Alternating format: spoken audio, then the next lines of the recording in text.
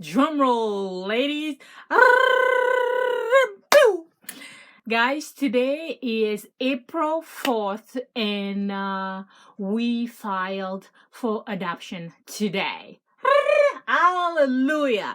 So I am so excited and happy that we are where we are today. So it took us 2 months, 2 months to be where we are today, where we had to get everything organized. We have to talk to one another and find out where everybody is. And that brings us today. So I went to the agency and everything is there. We signed the papers.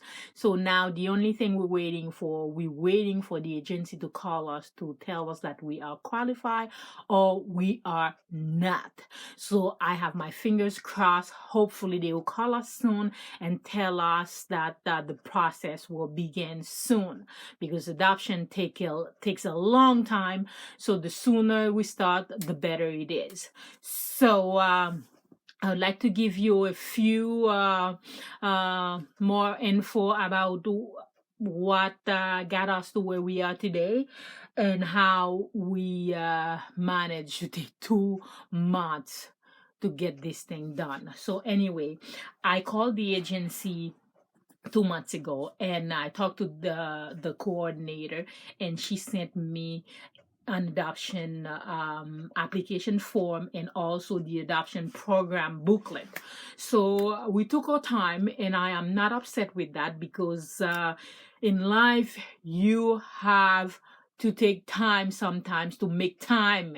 So that's what we did. We read the booklet over and over, and many things in that booklet, it's stuff that we already know. It's basic things, about adoption. And we sat down, my husband and I, we sat down, and we talk and talk and talk. It took us about 2.5 to 3 hours to fill out the form. It was like 10 pages front and back with all kinds of questions, and you have to answer. So I made a video a couple weeks ago to talk about what the form is about, but I didn't post it simply because I am at the place right now where I'm feeling much better about what's been going on, and I didn't want to post something so personal for people to start, you know, pounding you with questions. Oh, why did you ask for a boy, not a girl? Why a girl, not a boy? Why this, what that? I know my subscribers. I know how lovely you guys are, but there are other people who are watching my videos too. I'm not saying everybody's like that, but you guys know people sometimes they will pound you down. They will argue with you just for the sake of arguing. Just because they can, they will do that. I have seen it. I have experienced it before, and I decided I will give it some time. I will take this in right now, and when the time comes, I will let you guys know on the decisions that we made, because on the application form they ask you a load of questions like the gender, what would you prefer, a girl or boy, or you can check on either, meaning a boy or a girl. And they ask if you want an infant from 0 to 1, and 1 to 3, 3 to 5, all the way till teenage years. So we had to also choose if we want to adopt a group of kids. If there are two kids, brothers and sisters, or two sisters, they ask if you would like to keep them together. Of course, it would be lovely to have, a group of siblings. So we said yes. And they ask if you want more than two, you want three, four. So it's all that we had to decide. And they ask a lot of questions. Would you be interested to adopt a child who was sexually abused, physically abused? Would you be able to adopt a child with mental disability, or underdevelopment, kids with diabetes, or sexually transmitted disease from their parents, like AIDS, and kids with physical disability, like with a missing limb, missing arm, legs, whatever, and kids that have a different ethnicity than you, different background. Oh my God, a load of questions. And let me tell you, you have to think.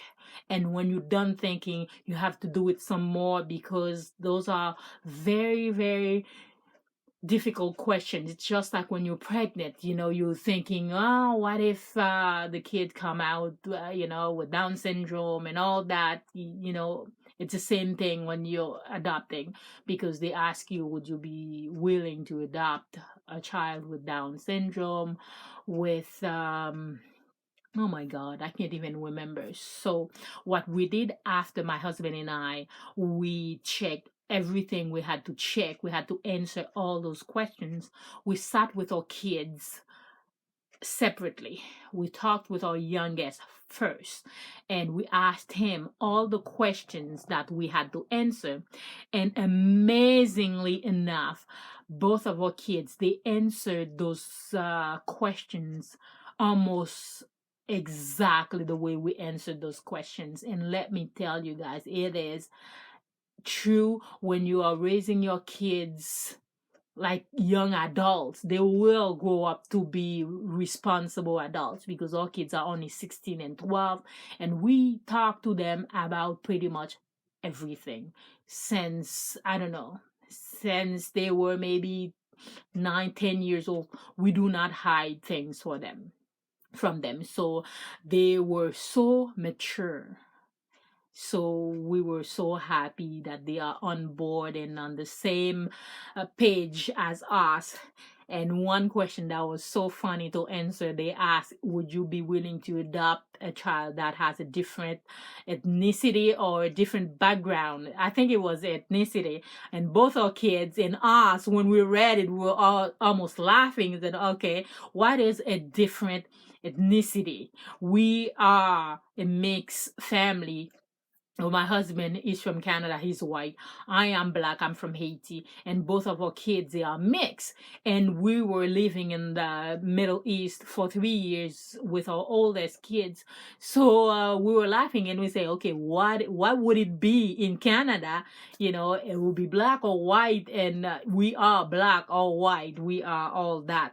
So both of our kids, they were laughing. And another question they asked, they say, would you adopt a child that has a very high intelligence? And both of us can say, okay, well, no, we want the child to be dumb. So they were both laughing, of course. And they also asked, would you be willing to adopt a child with learning disability? So my husband was a science consultant for this province for 40 years. And after that, he was teaching for the longest time, and he is a teacher. I mean, I believe, yes, there are people with learning disabilities, and with the right help, you'll be amazed. They can learn.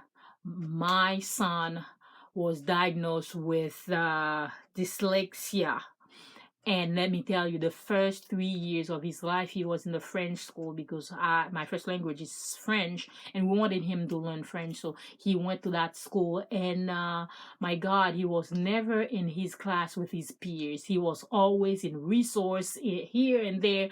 So they didn't know how to teach him, and we took him out of that school. And let me tell you, he's been thriving ever since. My husband was here every step of the way. We built almost like a school setting in our living room 5 years ago, where we were teaching him days in and day out. And let me tell you, he graduated um, junior high with honor, and he is in high school this year, and he's doing amazing. He is in the 90s, so he is doing very well. So a child with learning disability, with the right help, I mean, the kids will grow up to be able to learn as he should. So a lot of questions they were asked, and I maybe some other time when I am ready, I will let you guys know on the choices that we made. But right now, I am on cloud nine. I am excited, I'm happy, and I cannot wait to hear from them.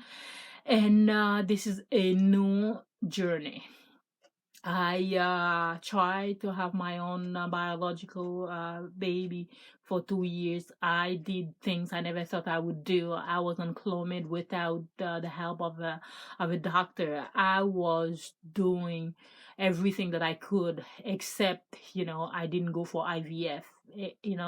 I don't blame myself. I don't blame my husband for it. It is what it is, and I try to put this behind me.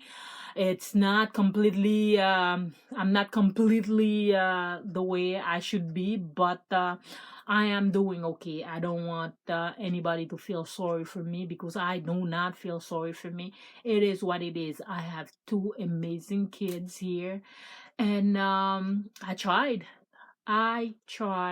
my butt off, and it didn't happen. And it could be, it was not meant to be. So I am here, and I am happy to be where I am today. And hopefully, maybe in the next year or so, I'll have my baby here. So I have a house full of baby items. I have a crib, I have a bassinet, I have clothes, I have all kinds of things. So it is unnecessary to tell you guys that we would love to have a newborn. So that's all I can tell you about the choice that we made. But keep your fingers crossed for me. Don't stop praying for me, guys. I will hopefully one day have my baby. So again, thank you for watching. Thank you for sticking with me. Thank you for not turning your back on me and staying here. Like I said, I will be here. I might not be making videos every day, but I'll make sure that I keep you updated on what's going on, especially in this journey. It's gonna be up and down, just like Titi seeing. There will be time where I will be very stressed out, and I will need my girls here to help me out. So anyway, thank you very much, guys, for watching, and hopefully we will hear soon from the agency, and I will let you guys know. Again, thank you for watching. Bye.